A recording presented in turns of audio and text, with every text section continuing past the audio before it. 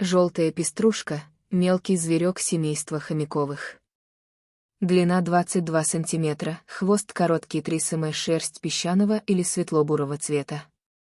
Брюхо желтой пеструшки более светлое. Характерная для других хомяков черная разделительная полоса на спине отсутствует. Глаза и уши небольшие. Усы темные, средних размеров. Лапки зверька покрыты волосками. На стопах имеются небольшие мозоли. На пальцах у желтых пеструшек растут небольшие когти. Третий палец длиннее остальных.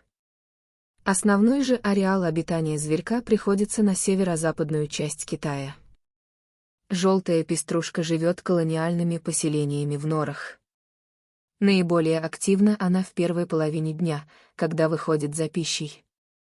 В рационе желтой пеструшки превалируют зеленые части злаков, а также белая полынь.